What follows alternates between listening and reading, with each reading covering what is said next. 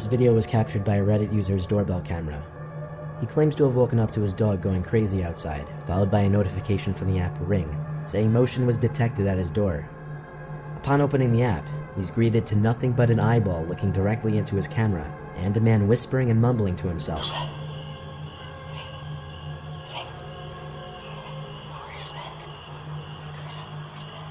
He proceeds to knock and ring the doorbell.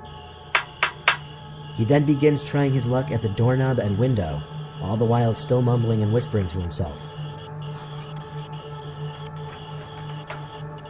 After the homeowner threatens to call the police, the man gets defensive and claims he was just looking for his dog, conveniently named Fido. Okay, I was just looking for my dog, Fido. Whoa, you don't have to get all like that and stuff, honey. You know, because you're friends.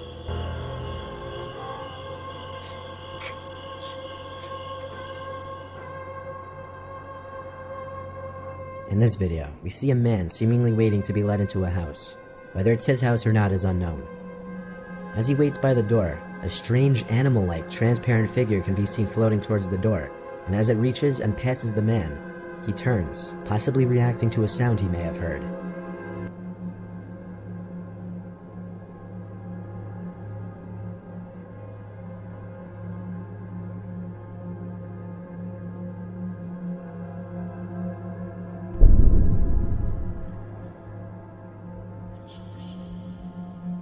These are two clips that were likely taken back during the entire clown epidemic of 2016.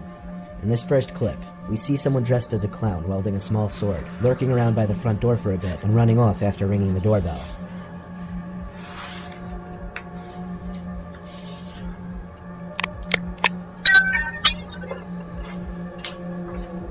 Similarly, in this next clip, someone dressed as a clown can be seen standing in the distance, looking at the front door. After a while, he approaches the door, seems to stare into the doorbell camera for a few seconds, then walks away. Whether these were pranks meant to scare the homeowners or not, most people wouldn't want to open their doors to these two.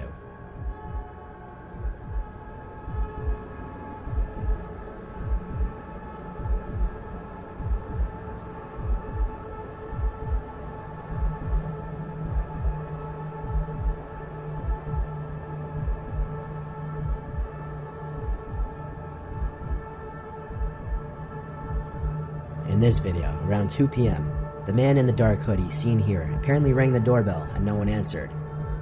The man who lives in this house was wearing headphones, therefore couldn't hear the doorbell, so the man in the hoodie likely presumed no one was home, and soon returned with his friend in the white hoodie around 15 minutes later. The man in the dark hoodie attempts to kick in the door, while his friend in the white hoodie stands by. The man who owns the house is able to hear the loud bangs of the attempted burglar's foot hitting the door, and he yells out something unintelligible that scares the two men off.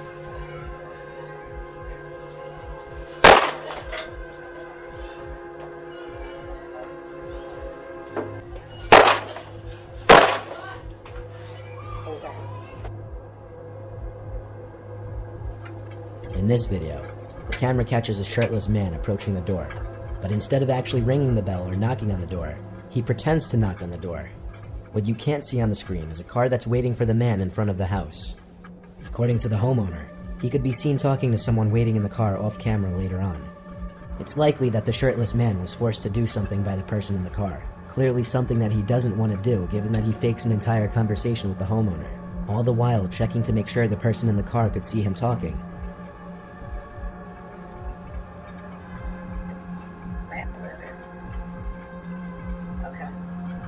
Sorry about that. Sorry. It was apparent he or the person in the car were looking for a person named Matt, who they thought lived in this house. One could only imagine what this man was put out to do to this Matt person.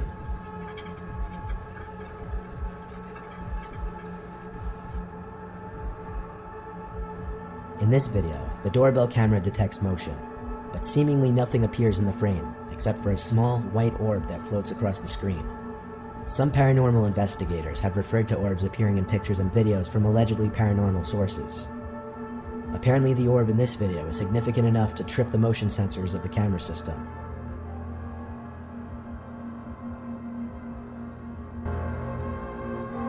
This one isn't a video, but rather a pretty disturbing picture caught by a Redditor's doorbell camera. After being woken up by a notification on their phone, they checked it to see a message saying, "Your doorbell detected a visitor."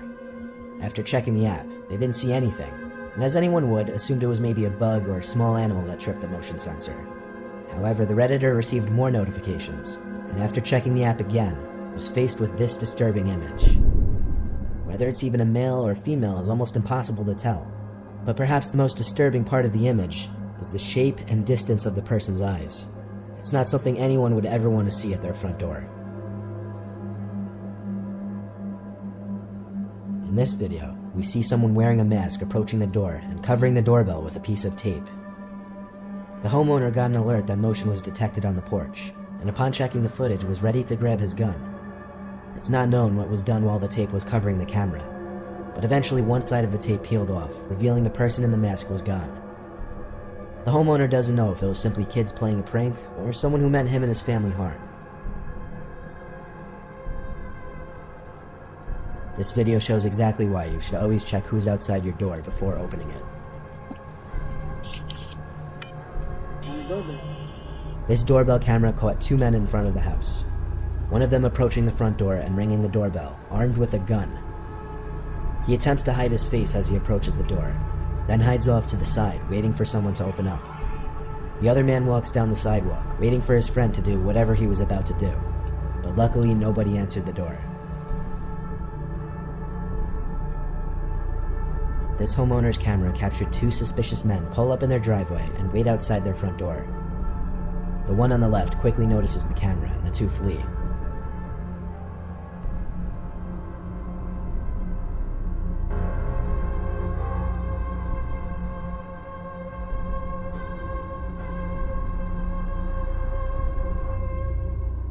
But not even 15 minutes later, the two pull up into the homeowner's driveway again, having apparently decided they'd go through with the break-in anyway. This time, one of them immediately attempts to kick the door down, but the homeowner is ready this time and speaks through the doorbell speaker, claiming the police are on their way, scaring the two off for good this time.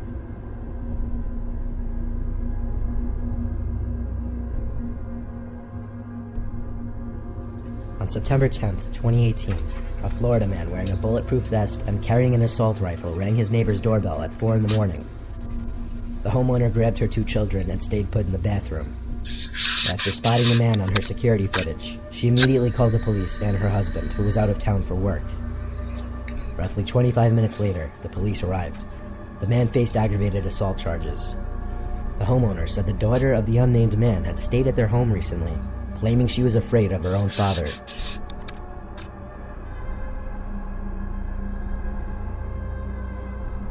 At some off hour in the night, this man's doorbell camera captures a mysterious, transparent-looking, blurry figure slowly moving down the sidewalk across the street.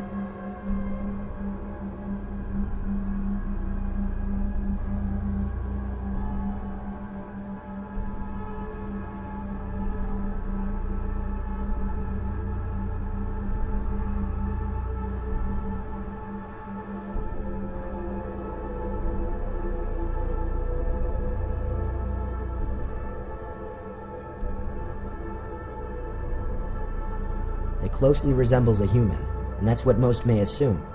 But the weird part of this one is that after reviewing the footage, the homeowner asked a neighbor who also had a camera to check their footage at the same time, and their footage didn't reveal the figure walking down the sidewalk.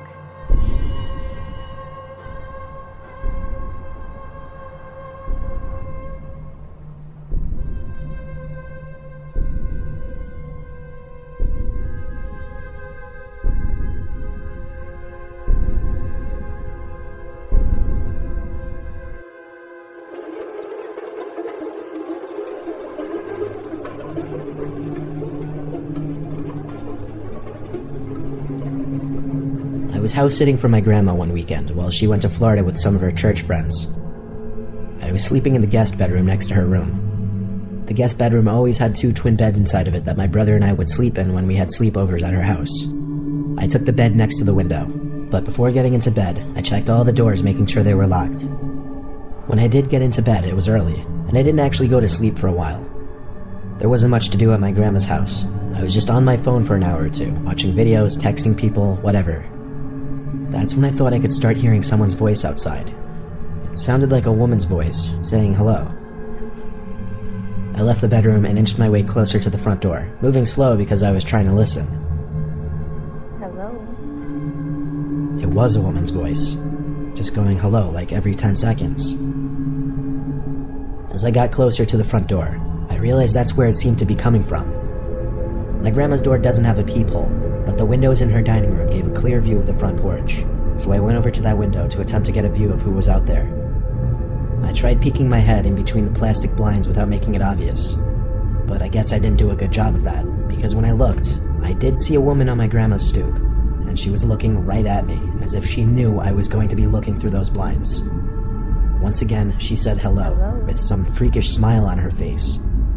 This woman was older, but don't picture her as some innocent-looking, small old lady.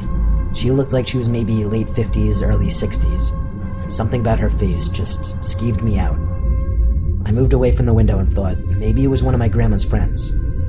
It was midnight, though. Why would anyone come to the door this late? And why wouldn't she knock or ring the bell? Why was she just standing out there going hello over and over? I was genuinely unsettled. I just went back to the guest bedroom and shut the door. Now with the door shut as opposed to before, I couldn't hear that woman anymore. Maybe it was that, or she just decided to leave. I started texting everyone about it, my sisters, my friends, telling them how bizarre it was. But a good amount of time passed in silence, and I was starting to calm down. My sisters were telling me to call Grandma, but there was a 0% chance she was awake, and she barely ever even checked her cell phone anyway. Just like that, something broke the silence. A banging at the window. Not a knocking or tapping, banging. I felt that fierce pain in my chest area as my body entered that fight or flight mode. Shortly after the banging stopped, I heard that familiar voice say hello. With that boost of adrenaline, I guess I had the extra confidence to grab the blind and push it up. There I was, face to face with this horrifying older lady, with only a thin layer of glass between us. I screamed at her smiling, gross face, "I'm calling the cops." I pulled the blind back down and ran back outside to the living room. I looked around the house, then ran upstairs to box myself into the upstairs guest bedroom. I didn't want to actually call the cops. I don't know why. I wanted to just wait it out. I crawled into the bed in the upstairs guest bedroom and tucked myself under the covers. A couple hours later, I was still awake, and I finally only then went back downstairs to look outside each window. That freaky old lady seemed to be gone. The next morning, I called my grandma and told her what happened. She started yelling into the phone, clearly panicking and distressed. She told me how a few days earlier, she was being watched in the grocery store by some woman about 10 years younger than her, who just kept smiling at her for no reason. I told her to calm down. I didn't entirely know whether to correlate the two or not, but when we eventually got off the phone with each other, I did have to give it a second thought.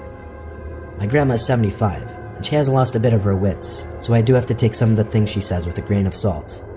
But the way she yelled into the phone about the woman in the store really gave me the chills, and I still wonder if it could have been the same person.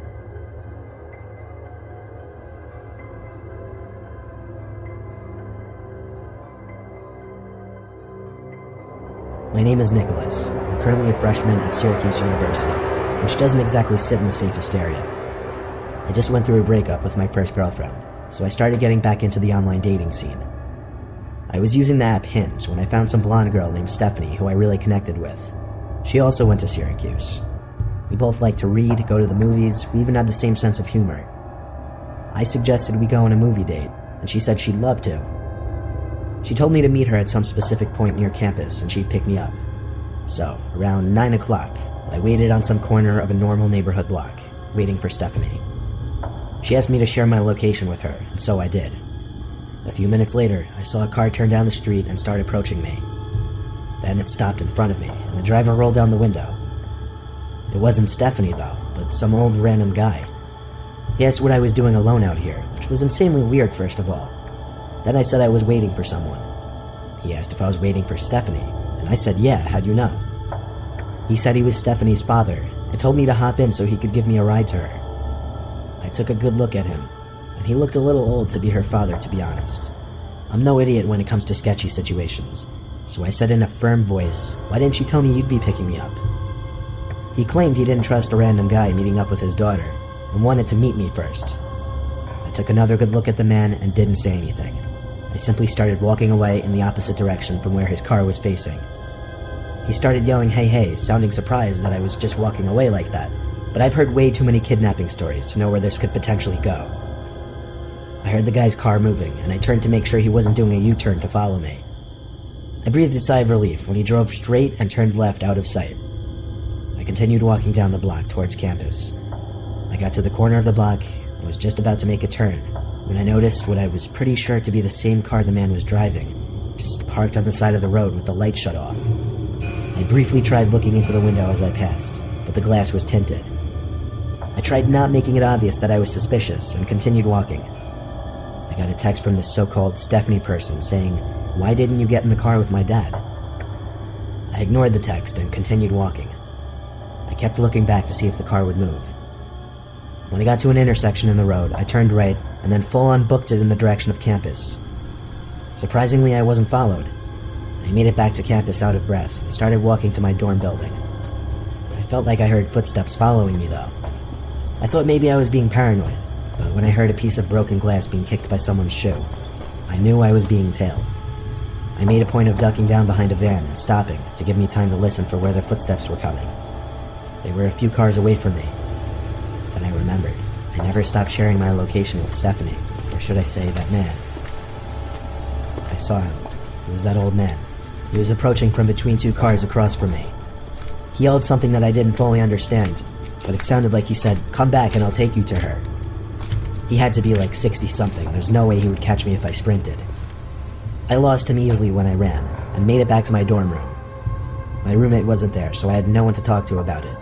But when I lay in my bed, I got another text from that man, and it was shocking. It said, "You're a little piece of fucking shit. You're lucky you got away. I would have strangled your ugly ass." I still had the screenshot. I replied saying thanks for the threat, it's going straight to the police, and I blocked his number. I still have the conversation saved as evidence, and I plan on going to the police with it eventually. Hopefully they are able to do something about it.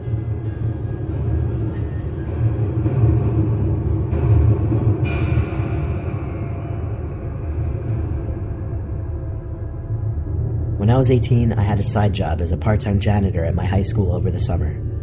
I would work sometimes days and sometimes nights, anywhere from 9 a.m. to 12 a.m., depending on how much money I needed. Oftentimes I would be left to lock up the building when the older janitors have left. This was a time before the high school had cameras installed in every single hallway.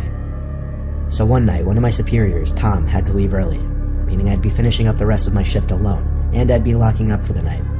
He told me to text him if I need anything, as he always did, and then he left. I loved it when I was left alone because usually I'd just do half an hour of work and then just hang around on my phone or leave early and still get paid for the whole shift. I definitely pushed it with the things I'd get away with at that place. One of the things Tom asked me to do before leaving was bring all the extra seats in the gymnasium from the assembly down to the basement storage room. So I figured I'd do that, then just go home. I grabbed a stack of 6 chairs and started carrying it down to the basement. The lights in the storage room were very dim. They kind of suck. The whole basement of that school wasn't exactly pretty. It felt more like a basement to a warehouse. Anyway, there were what appeared to be a bunch of art mannequins covered by paint cloths. You know, those big things that look like blankets. It seemed all of the school's art supplies were stored down here. I dropped a stack of chairs down where the rest of the chairs were stored, and went back up to the gym to get more. When I came back down with more chairs, I noticed one of the mannequins was exposed now. The blanket was removed from on top of it. I know for sure it was covered minutes earlier because it was one of the front ones. I texted Tom saying, "I think someone's down in the basement." He said back, "What do you mean?" And I said one of the art cloths were moved. He took a minute to respond saying no one else should be there. Then I noticed something. The art cloth, tucked in the corner of the storage room, sitting outside of the light that was produced at the center of the room. It was covering something, surely. I started to tiptoe over to it, but when I was a few feet away from it, I realized whatever was under that cloth was moving just ever so slightly. There was undoubtedly someone hiding under there. I ran back upstairs and locked the basement door. I texted Tom saying someone is hiding under a cloth in the basement. He said call the cops, but I insisted he just come back since he only just left like 10 minutes ago. He didn't want to come back though. He told me to be a man and confront whoever was down there. So I went down to the basement again. However, the cloth was now strewn flat on the floor, and whoever was hiding under there was gone. But possibly the scariest thing was yet to happen. As I stood in the storage room, there were loud metallic thumps coming from above my head. I looked up and saw indents slowly forming in the large air vent above me. Someone was crawling through the main vent, then just stopped literally above me. And then, bangs. Bangs like whoever was in there was trying to break open the floor of the air vent. I didn't know what was happening, but I was officially done with this. I ran up the stairs, locked up the school, and went home. I told Tom the partial truth the next day, that I thought I saw someone in the corner and it was gone when I went back. And I claimed there was nothing else I could say. Thank God it was my last week there, so it wasn't my concern anymore.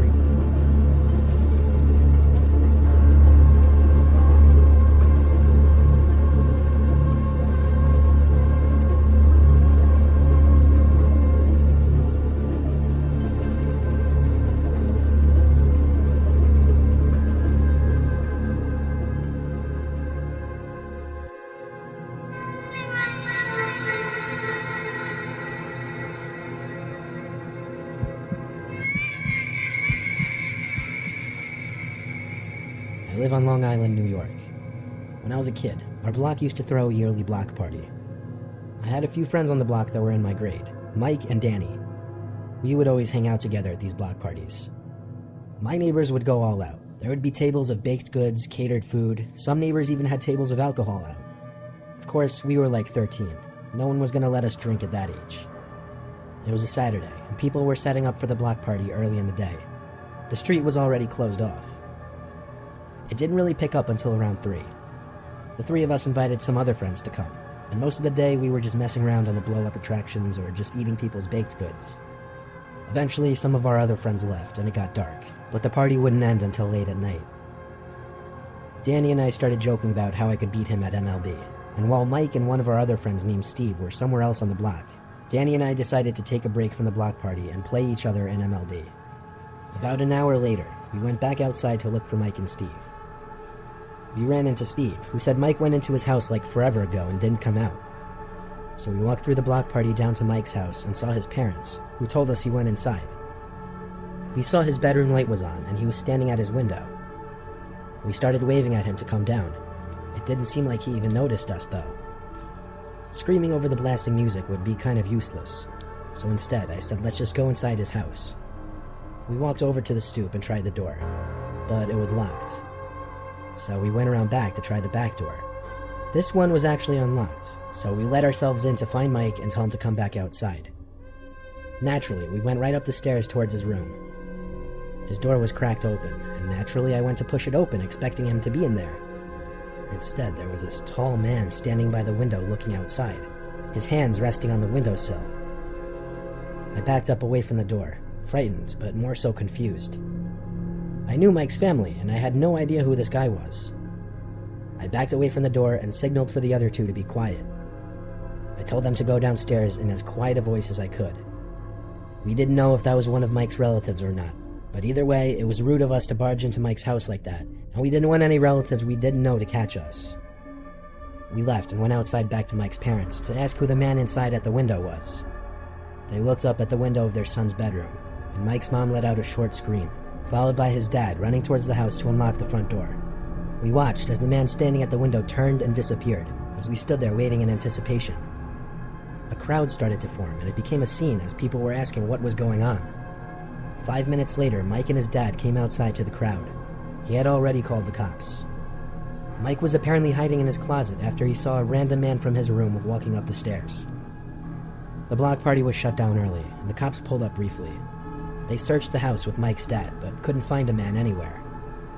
I remember going home that night scared shitless, and I could only imagine at the time how scared Mike must have been.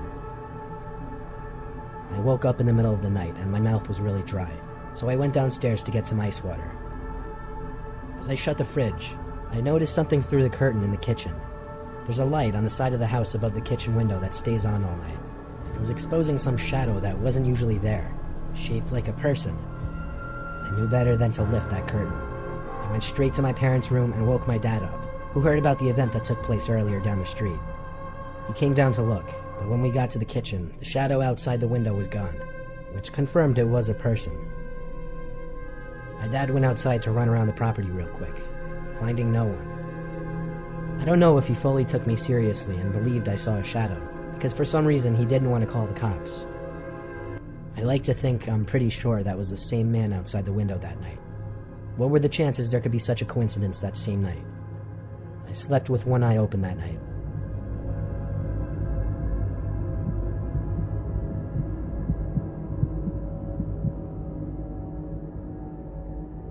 Something very traumatizing happened to me when I was a very little kid.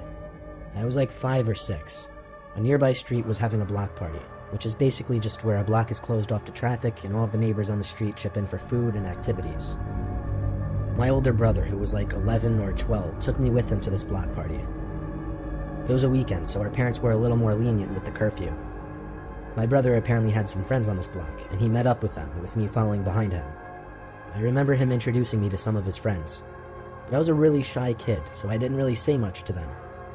Most of the night was a blur because it was just so long ago, but somehow I got separated from my brother. At such a young age, I remember panicking that I was lost. I was looking around everywhere for my brother. Eventually I bumped into some tall old man, and he knelt down and asked me something along the lines of, "Where was my family?" Then he said he didn't recognize me from the street. I told him I was there with my brother, but I lost him. He started acting all concerned, and told me to come with him to his house so he could call my parents. I was naive, and I followed him, ignoring the words of any parents, "Don't talk to strangers." He led me through the crowd as I held his hand, and we got to his house. Once inside, he looked at me and smiled, and asked if I wanted any snacks. I nodded my head shyly. He went to his pantry and grabbed a bag of chips. Then he told me to follow him upstairs. He led me to a small bedroom upstairs, and told me to sit on the bed as he pulled up a chair in front of me and just sat down. He told me to eat the chips, but I didn't. I nervously asked him to call my parents, and I believe he said he would in a moment. I honestly can't remember whatever creepy stuff he may have said, but he eventually made his way off the chair and onto the bed next to me, making no signs of trying to make the phone call to my parents. He put his arm around my shoulders, and that's when the doorbell rang, and it was the most relieving sound I could have imagined. He looked at me and told me to wait there. Of course, when the old man got downstairs and opened the front door, I ran downstairs seeking the aid of whoever was at the door, and it happened to be my brother, his friends, and a couple adults. My brother was told by someone that I was seen entering the old man's house earlier. My brother and the adults questioned the old man and I, mostly asking me why he brought me into his house. I gave my best 6-year-old detailed description I could. It probably was enough for everyone to realize what might have been about to go down. One of the adults brought my brother and I to her house, where she called my parents and then the police. My mom and dad were over in a heartbeat, and the cops followed shortly. I asked my mom and dad before writing this what I said that got the cops to arrest the old man, and it was simply that I said the old man lied about calling my parents and started touching me. I didn't ask my parents anything else, because quite frankly, I don't like talking or thinking about it too much. I'm just grateful things worked out the way they did, because I'm sure they were about to go very south.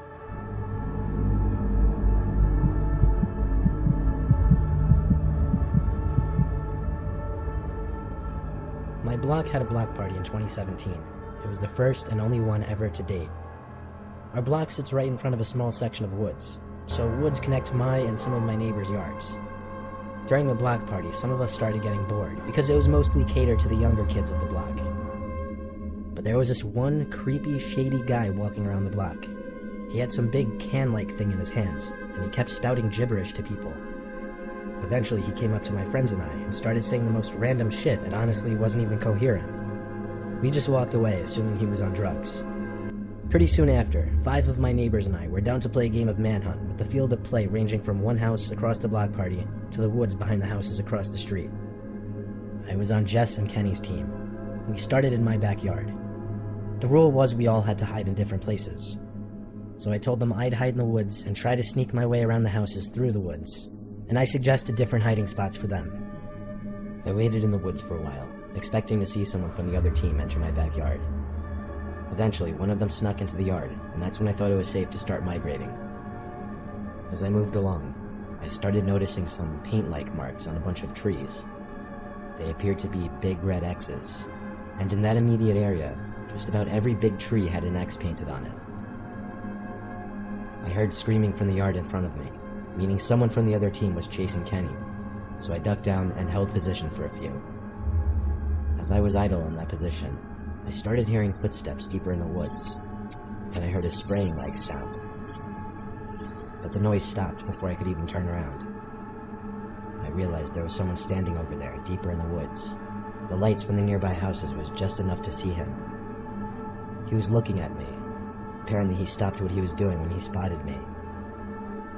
He started walking over to me, and I realized when he got closer that it was that creepy, crazy-seeming dude from earlier. Suddenly, that can in his hand made sense. When he was like 10 feet away, he started speaking. He kept saying, "X marks the spot, X marks the spot." I told him to fuck off, as I turned and ran back to my backyard. No one was back there anymore, so I ran to find my friends in the block party and told them the game was off and explained what I just witnessed. So all 6 of us together marched back to the woods behind my backyard, and we started looking for him. He was nowhere to be found, but I did show my friends all the red X's he sprayed on the trees. I showed it to my dad later in the night when the block party was over. He told me there's nothing we could really do about it, and to just get a good night's rest. That night I had a bad dream. It was about that creepy man from the woods. In this dream, he would just keep chasing me through the woods as I heard his creepy voice saying X marks the spot. Then I would hear him spraying his can of spray paint. And that's when I woke up, in my pitch black room. I looked at the clock, and it was only like 1 or 2 in the morning. Then, on the other side of my window, right above my bed, there was someone talking. My whole body jumped. I looked out the window, and there was a big red X painted right in the center of it. And behind that was the crazy man with the can. Though muffled, I heard him saying X marks the spot over and over, and he stood there looking down at me in my bed. Then he started hitting my window with his elbow, clearly trying to break it. I ran to get my dad, who's a huge burly dude. He looked out my window and saw the nutjob still hitting the glass, which had yet to crack surprisingly. My dad started yelling taunts at the man, like he better be ready for an ass beating. Then my dad ran out of the room for the front door. I think it worked in scaring that whack job off, because he stopped what he was doing and ran away. When my dad got to my window, I pointed him in the right direction, and he ran off down the block. He was gone for a while. He didn't come back for like 10 minutes. He couldn't find the guy, but judging by the size of that crazy man, I know my dad could have pummeled him to the ground, and I wish I saw it happen. The story doesn't end there, however. The reason I decided to tell the story now in 2019 is because just a few days ago, there was a big red X drawn on our front door, as well as a bunch of trees in the woods in our backyard. 2 nights ago, I even heard footsteps passing my bedroom window at some odd hour in the night. We don't have cameras, but my dad is thinking about installing some now. If anything else happens, I will update.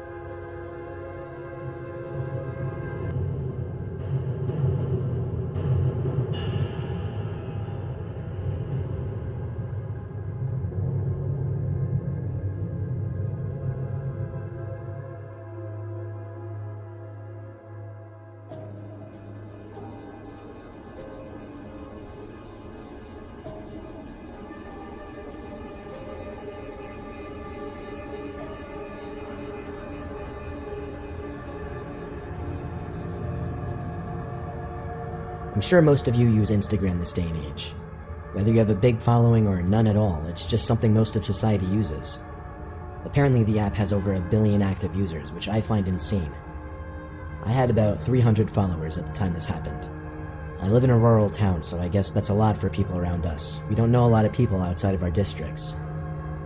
One night watching a movie, my phone vibrated. It said a girl named Holly started following me on Instagram. So I opened up Instagram to check out her profile.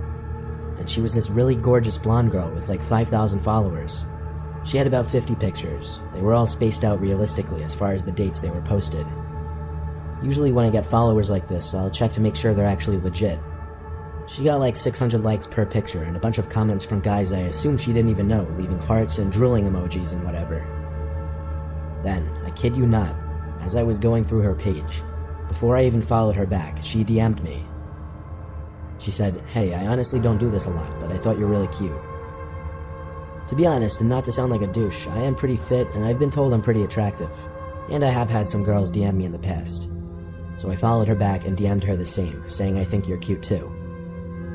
Then we went on to have a pretty long conversation, but it was going really well. We talked about fitness and what high schools we went to, and honestly it was great. She gave me her number, and we quickly got to setting up a meetup for the next night, which was a Friday night. We agreed we'd meet at a popular bar called Lucky's for a couple drinks. So Friday night, as the nerves are starting to kick in, I prepare myself for this little date. Never had I gone on a date straight from an Instagram DM, but this girl was downright gorgeous. I drove down to Lucky's and sat in my car in the parking lot, awaiting her call or text to let me know she was there.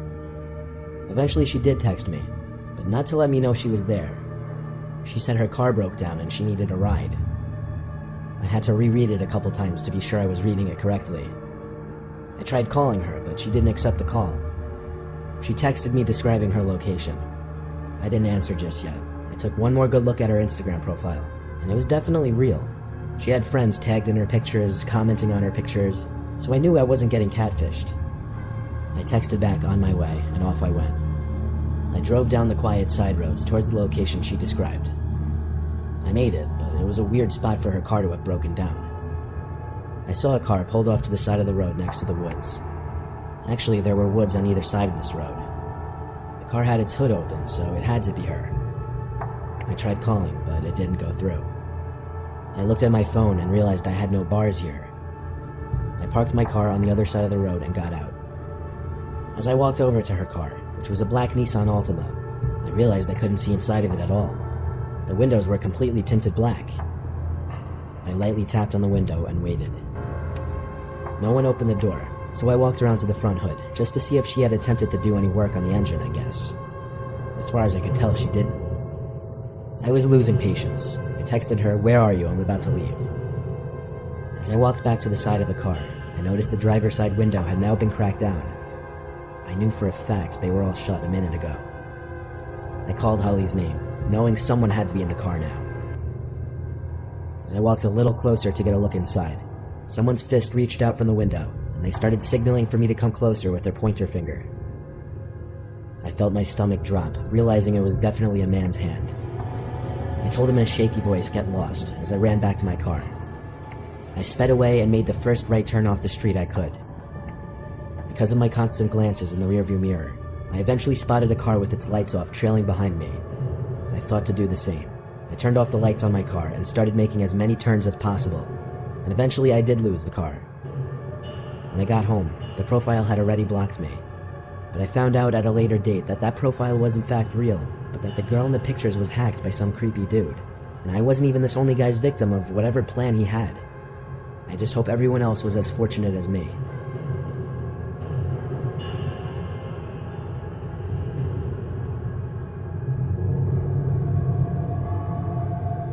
I have an Instagram account with 1,100 followers. I had it set to public so anybody could come onto my page and look at my pictures, like them, and comment on them. So oftentimes I'd get people I didn't know liking my pictures and commenting on them. But one person stood out from the rest. I remember his first comment on one of my photos. It was a beach picture with one of my friends, so I was wearing a swimsuit. I had like 11 comments on it, but one of them was from somebody I didn't know. It was 3 flame emojis. I clicked the man's profile.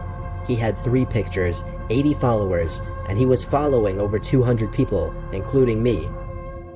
All 3 of his pictures were of him, selfies, which didn't look right given that he looked like he was 40 or 50. I didn't mind though, it's expected to happen to a certain extent. However, after that photo, it started becoming a thing where the man would just comment on every new photo I posted. One comment just said hot. This one was a little creepier, honestly. But then 2 days later, after posting my next picture, the man didn't comment this time. Instead, he sent me a direct message. It said, "Hey, I just wanted to tell you that you're beautiful, even though I'm like 30 years older than you, LOL. I responded, "LOL, thanks," which I'm surprised I did. Most people would have probably ignored it. He got back to me with, "I would kill to meet a girl like you." I replied 10 minutes later with thanks, hoping he wouldn't say anything else. But he got back to me with, "Maybe one day I'll meet you, ... LOL. I didn't reply to that one. I found everything about the guy creepy, but I didn't block him. I figured, why get rid of a free follow and likes? I hadn't heard from him until I posted a new photo. This one of my sister Carol and I in front of our house. The man commented quickly on the photo, saying, You and your sister are so cute." Now it was becoming too much for me, so I removed the comment and blocked him. Later in the day, Carol and I were home alone. I was in the bathroom doing my nails, getting ready to go out. I noticed a car I didn't recognize pull up in front of the house through the window. But only the front. The rest of the car was covered by the bush that separates our front yard from the neighbors. The headlights shut off, but I didn't see anyone step out of the car. I took note of this only because we're on a dead-end block, so we don't get any through traffic. I shut the blind just because I was on full display. My sister was in her room on her laptop when the time came for me to leave. I didn't bother saying goodbye. Usually we just text each other that we're going out anyway. I went to my car, looking at the mysterious car, which revealed to be a Maxima. The tinted windows mixed with the darkness of the night made it impossible to see inside of it. I got in my car, did a 3-point turn, and drove down the one-sided street to the nearest main road. I went to a social gathering at a friend's house. I wouldn't call it a party, but a decent amount of drinking went on. I cut myself off a little early since I knew I had to drive, but still, I'll admit, and I don't condone this kind of behavior whatsoever, I was pretty tipsy when I was driving home. It was only a 5-minute drive though. I pulled up to my house, and the first thing I noticed was the Maxima still parked out front. I needed to know whose car was that. I passed it slowly, but still couldn't see inside of it. I parked and texted a few friends that I got home safe before stepping outside and walking up to my house. I was eyeing that car parked out front all the way up to the front door, where I dropped my keys, at which point, for whatever reason, I was too scared to bend over and look for them. Instead, I rang the doorbell like 5 times so my sister would answer quickly. She never answered the door though, so I was forced to get on my knees and look for the keys. They actually landed right on the doormat. I opened the door and went inside pretty swiftly, taking one last look at the Maxima before shutting the door. It was past midnight, but my sister was usually still up this late, so I dizzily but quietly walked up the stairs and down the hall towards her door. And oddly enough, it was wide open, but the lights were out. Maybe she went out for once. I crept into the room, and my heart skipped a beat, as my mind tried to put together the faint noise I was hearing. It took me a while to realize it was a whisper. The whisper of my sister. It was coming from the closet. The closet was cracked open, and I saw my sister peeping her eyes through the crack. She was visibly shaken and appeared to be crying. I knelt down next to her and opened the closet all the way, whispering, "What's going on?" She didn't say anything though. She just kept putting her finger on her lips, telling me to be quiet. I tugged at her arm to pull her out of the closet, and when she was out, I pushed the closet shut quietly. This revealed my sister's room again, as well as somebody clear as day standing direct center in my sister's room. I don't know if he was facing us or not, but that didn't matter, because we both wailed as we ran together. I felt the vibrations of the man stomping close behind us. We went straight for the car. I was able to lock the doors without even a second to spare before the man chasing us tried the door handle. When he realized it was locked, he started bashing at the window with his shoulder, all while my sister was screaming and wailing, making the matter worse. Through the intensity of the situation, I still was able to make the connection. It was the same man who had been stalking me on Instagram. I had to do a 3-point turn, but all the while I was honking the horn to get as much attention as possible from the neighbors. I think it worked, because he got into his car, which turned out to be the Maxima, and did a 3-point turn as well. At first we thought he was tailing us, but instead he booked it past us and down another street to never be seen again. At that point, we just turned around and went back to the house. I called our parents and then the police. The police were able to find out how the man broke in, through an upstairs window. He climbed up a ladder onto the awning and boosted himself up to the windowsill. I told the police about how he was stalking me on Instagram and must have somehow found my address when I posted my most recent picture with my sister, which included my house number. I tried to help them by giving the man's Instagram account, but when I went to the blocked accounts section, it was empty. That meant that the man already deleted his Instagram.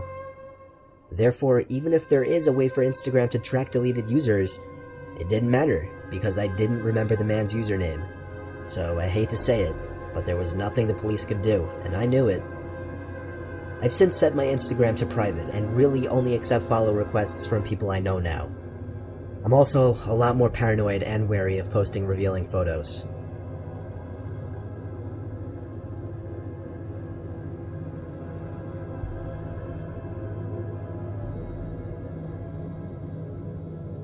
I came across something recently that has been freaking me the hell out. Before I get into my discovery, let me just get into a little backstory that makes the discovery even more disturbing. For the past few weeks or so, on several occasions, while either trying to sleep in my bed or doing something in my room with a light on at night, I would hear a single, faint yet audible tap on my window. I hardly want to call it a tap, because none of the sounds really resembled an intentional tap. It sounded more so like something accidentally being scraped or pressed against the glass very briefly. At first I thought it was just bugs flying into the window, but as the same sound kept happening at least 2 or 3 times a week, I started to get freaked out by it. So I told my dad, and he of course told me it's nothing, probably just bugs like I initially thought. So nothing happened for a few nights. But then, I got a text from a friend. Well, not a friend. Just some guy I used to have a class with who somehow coerced me into giving him my number. He said, "Hey, I don't know if you remember me. We used to have a class together. I just wanted to let you know about this. I stumbled upon it by accident. And if you're unaware of it, that's pretty disturbing." Then he added a link to the bottom of the message. I pressed it, and it took me to an Instagram page. The page was titled JP Unofficial. Those were my initials. But that wasn't the first thing I noticed. The first thing I noticed was the profile picture, which was me. And then, the 45 pictures uploaded to that account were all of me.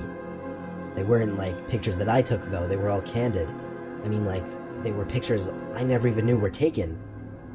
Some were of me at the beach, some were of me sitting in my car, but the newer ones got even weirder. Some were of me in my backyard, and then the worst ones were the most recent. There were pictures of me in my room, taken from outside my window. Some of me sitting on my bed doing homework or texting, others of me standing, with one even of me in my underwear. I felt sick. I felt like crying and throwing up. All of the pictures had at least 2 or 3 likes. Some had comments, but not comments pointing out how wrong this is. They were comments encouraging it, saying things like, "Go for it," or "hot," or "what I'd do if I could get my hands on her." The captions on the photos too. They were all things like, "the love of my life," or "she went to the beach today," or "I just like to watch her." My mouth was twitching as a tear rolled down my face. I was so disturbed, I can't even describe the emotions I was feeling. And then, there was a sound again at the window. The sound. The unintentional scrape or tap. And then it clicked. It made sense now. When I put 2 and 2 together, I simply snapped. I lost it and screamed louder than I'd ever screamed before. My dad came rushing in with open arms to hug me and ask what's wrong. I showed him the Instagram page and explained the taps at the window. Well, explained is a stretch. I was a mess and could barely speak clearly. My dad's expression went from gentle to horrified to downright angry. He rushed outside screaming, making a scene for the neighbors, looking for the stalker. He then came inside and called the police. I gave the police the Instagram account and requested they track it as soon as possible. Law enforcement put the request into Instagram. By the time it was received, the account was deleted, but it didn't matter because Instagram was still able to recover the info, and the usage was traced to an old iPod Touch. Unfortunately, the device was untraceable. It was either destroyed or it had its Wi-Fi turned off permanently. My dad saw how messed up I was, and he plans on moving us out of the house within the month. Luckily, there haven't been any new sounds, but I've also made sure to keep all my blinds shut 24/7, and always make sure I'm not being tailed while driving. All I could think to say to everybody is keep your Instagram private and always be alert to your surroundings.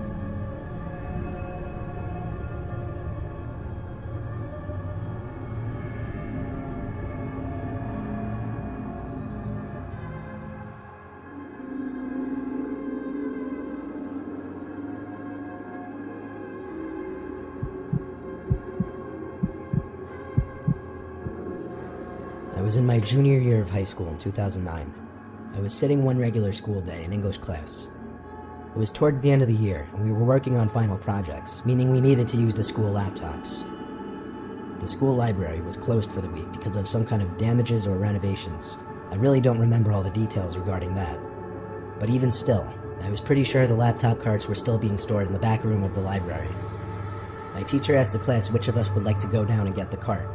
I really had to pee, so I raised my hand because it was a good excuse to go down to the bathroom anyway. After making a quick stop at the bathroom, I made my way to the library. The lights inside were all off. There didn't appear to be anyone in the entire library. It was pretty dark, but there was just enough light from the few windows in there to see where I was going.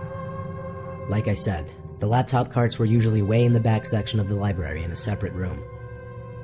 There was a glass window that looked from out in the main area of the library into this back room, and it was really dark in there. I tried the door handle, but it was locked. Now I looked around not knowing what to do. I didn't really want to go back to the classroom to tell my teacher. I looked around the library, hoping there was maybe at least one staff member in there. I did hear something coming from the other corner of the library, actually. As I walked closer, it sounded like some kind of consistent clicking sound. It was coming from one of the study rooms that classes would sometimes be held in. The door to this room was cracked open, but it was also dark in there. There were also windows that looked into this room, so instead of marching straight in there, I tried looking in through the window in the main section of the library. I was like 80% sure I could see someone standing in the back corner of this little room. I pushed the door open a little more and called into the room. My voice echoed a bit. I tried hitting the light switch, but the lights didn't turn on, confirming the power was shut off in the library. I stepped into the room, a bit confused why I didn't get an answer. I wanted to confirm that what I was seeing was a person. It's so hard for me to explain what I was seeing. It literally looked like a humanoid figure from the doorway. Head, torso, and everything. I didn't even have a cell phone back then to use to light up the room. I stepped deeper into this room, but I stopped when I started to become disturbed by what I was seeing. It didn't look like a person anymore.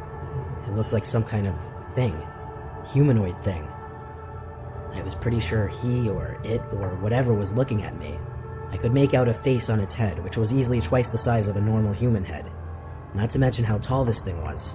Maybe 7-8 feet up. It was completely still, as was I. And it wasn't until I saw movement in the corner that my heart completely dropped, and I ran out of the room and out of the library. I was breathing heavily, heart racing. A teacher I knew named Miss Karp happened to be walking by in the hall, and I asked her frantically to follow me into the library to see. She asked me in a stern voice why I was even going into the library, given that no one was allowed to enter that week. I told her that I was sent to get the laptops, and maintaining her stern voice, she told me all the laptop carts were moved to the presentation room. Apparently, I had zoned out when my teacher mentioned this. I told Miss Karp to follow me into the library anyway to show her what I saw. But when she reluctantly followed me there, not only was nothing there in that back room, but the light inside of that room was now working. Miss Karp was annoyed with me, and of course she didn't believe me or just thought I was seeing things. I eventually went back to class with a computer cart for the presentation room and explained to my teacher that I went to the library by mistake. I never really mentioned what I saw to anyone else for fear of sounding stupid or crazy. I don't know if I believe in ghosts or paranormal shit, but I really have no freaking clue what I could have seen in there. Sure, eyes can play tricks on you, but not like that. I saw something big in the corner of that room. Something not human.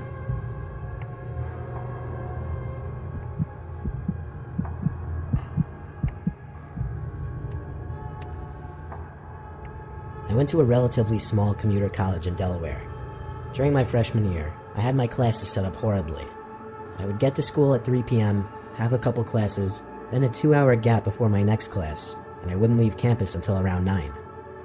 I'll admit, in my early years of college, I was kind of antisocial. I could have been trying to meet up with people in the food hall, or joined clubs, or even just went to the library during my breaks. But for my final class, twice a week after my 2-hour gap, I would be in a basement classroom of one of the business halls. This basement only had this and one other classroom, and rarely ever would there be anyone else down there. Commonly, I'd just go straight down there, eat my food in the classroom, then just do homework on my laptop for the remainder of the couple hours. Or even just sit and play games on my phone or watch videos. Yeah, like I said, I was pretty antisocial. Well, one particular day, I felt lazy before class and didn't make myself food, so I had to go to the cafeteria hall to get a sandwich. I sat at a table alone and began eating, but quickly became uncomfortable after realizing I was the only one sitting alone at a table when a majority of everyone else there was sitting with friends. So I wrapped up the sandwich and decided I'd just eat down in the classroom and wait there like I usually did. I stepped out into the dark and marched back to the basement of the business hall and ate the rest of it there. Before I finished the sandwich, I heard the door creak open behind me. I was in the back corner seat right by the door, so when I turned, I was almost face to face with some kid I'd never seen before. He looked maybe a couple years older than me. He had this gross, overgrown beard, he wore glasses, he had a bit of a belly. Seriously, I'd never seen him in this class. We made awkward eye contact for a second until I looked away and continued eating. I made a mental note that the kid looked off, like he was weird or something was just not right about him. I saw in my peripheral vision the kid sit down in the desk literally right next to mine. I wanted to say so badly, why? Why are you sitting right there? But I just tried my best not to look at him and just ignore it. I looked at the time on my phone. There was still a whole hour and a half before class started. I looked up, not at the kid, but slightly looking to the left, just enough so I could see the kid looking at me. That was enough for me already. I finished my sandwich, picked up my bag, and walked out of the classroom. I didn't care where I was going. Maybe a bench outside, just not there anymore. When I stepped back outside into the darkness, I looked around for somewhere to go and sit for a while. I walked to the more woodsy section of campus and sat on a bench under a nice and bright light post. It was chilly out since it was late fall, but I'd deal with it. Not many students walked by this section of campus. It was by a pretty unused small parking lot surrounded by trees everywhere. Suddenly I heard cracks and crunches of leaves. I looked around and spotted something. Between two pine-like bushes, there was someone standing there. I stood up and extended my neck out, I guess, to get a better look. It was that guy again. He wasn't even making an effort to hide his face. I was about to take off again when he cut through the two bushes and said hi. He started to talk to me, but the way he spoke was also off. He'd overpronounce everything, if that makes sense. He started asking me so many questions about myself, like if I go to school here, what my major is, where I work, what I do for fun. It was so painfully uncomfortable, but I tried to be nice by also asking him some questions. We ended up sitting down for a while. Eventually he asked for my number. I don't know why I gave it to him. I guess I was trying to be nice. Then he turned it weirder. He asked where I live. At first I answered with my hometown, but he said no, like, where do you live? I paused, not knowing what to say. I repeated my same answer. Then he said, no, like, what's your address? I didn't even ask him why he was asking that. I just said I gotta go, and quickly walked away. When I looked back, the guy was following me. I didn't know what was wrong with him, but he was freaking me out. I skipped class that night and drove straight home. I crashed into bed and started doing my homework. After finishing a short paper, I checked my phone, and it was full of texts from some random fake number. There had to be like 20 texts. They were all from that kid. It started with hey, then he worked down to you have a nice house. I suddenly felt a pain in my chest area. I replied back, go away or I'm calling the police. Then there was a knock at my window. I had the shade down, I couldn't see who it was. But along with the knock, I heard a muffled but familiar voice say, open the window. I yelled on calling the cops. Then he went silent. My mom and dad weren't home, so I really did end up calling the police. Nothing else happened before the police came. I showed them the texts and explained the whole story. They said, though, that it would be better to see if it continued, since the kid didn't actually make any threats yet.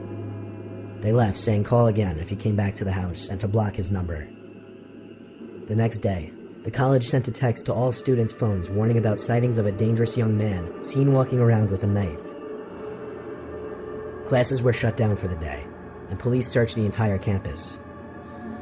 I called to give my story and was asked to give it to the police again. As far as I know, that creepy guy was never caught. I don't know why he was targeting me, I don't know what his motive was, but this is the story about how I was almost murdered in my own home by someone I met at school.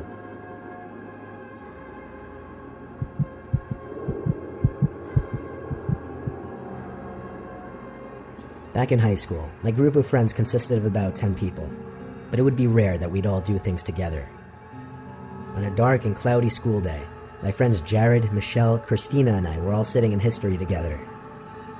We had a sub that day, and we weren't really doing any work, so everyone was just talking. Our high school was really old, like built in the 1930s, and there sat an old second building in the woods that was apparently used back in the 40s as some kind of daycare or preschool, and it just happened to be on the high school grounds, but they never tore it down. It was so old and decrepit it has vines growing in the side walls of it. The four of us were talking about how we should break into it that night since it was Friday. We didn't tell the rest of our friends because it would be harder to do with a lot of people. So nightfall came. We snuck onto the school grounds through a more hidden path to avoid security, and we easily made it towards the woods. We got to the building, which was in a fenced-off area. Jared and I boosted the girls up over the fence. Then we climbed over ourselves. The building was about twice the size of a house. There was no way we were the first ones to have been doing this. We scanned all four walls looking for a good entry point. There were multiple windows, and then we found the front door to the building. Locked, of course. Jared and I ended up breaking a window, but we had the girls keep watch. Once again, we boosted the girls up inside first, then Jared crawled inside, and lastly me. It took me a bit to squeeze in. I was the biggest one there after all. I actually cut my hands on some glass. After managing to get in, I looked around in the dark, cold room I was standing in. I realized it looked like an archaic, class-like room, but I also realized my friends weren't in there. I yelled Jared's name over and over. I left the little class-like room and entered a tight, decrepit hallway. There were a bunch of open doors leading to similar classrooms, but now I was more focused on finding my friends. I had no idea why they went ahead of me so quickly. I called their names again and again to no avail. I looked into all the tiny classrooms until I got to one, where I saw Jared standing in the corner. He was looking out the window. I said, "Dude, what the hell are you doing, and why couldn't you wait for me?" He just turned and looked at me, I guess. I couldn't make eye contact in that darkness. I looked down the hall again and called both girls' names. And with that, I heard someone stepping on something pretty loudly further down the narrow hall. I stepped through the mess of random school objects littered on the floor and got to the last classroom on the left. And the second I looked inside, someone jumped out and screamed in my face. I nearly had a heart attack, but it was Jared. Christina and Michelle came out from behind me, hysterically laughing. They revealed that they came up with a plan to hide from me to scare me a few minutes before going in. I playfully shoved Jared, but with my heart still racing from the scare, it started racing even faster, because I remembered that figure I just saw in that other classroom. I told them all to shh, and whispered I saw someone else and thought it was Jared. I waved for them to follow me back to that classroom, but whoever that person was in the corner wasn't there anymore. I stepped into the classroom, but it looked empty. Then I heard one of the girls gasp. I stepped back to them and looked at what the three of them were looking at. She was pointing at the crack between the door to the classroom. There was someone standing behind the door, with their face pressed up between the crack to the door. The two girls screamed, and Jared yelled, "Let's get out of here." We all ran back to the window we came in through. I was the last one to climb out, and I can't tell you how scared I was that I was going to be grabbed by the legs and pulled down as I was climbing through. But I made it out. We hopped the fence again and ran back to Christina's house. It didn't make sense. The door to the building was locked, and the window we smashed was the only open window. So how could that man have gotten in? Better question, what was he doing in there? We told the rest of our friends, and rumors quickly spread about the building. I'm sure others went in there after that, but we never went near that building again.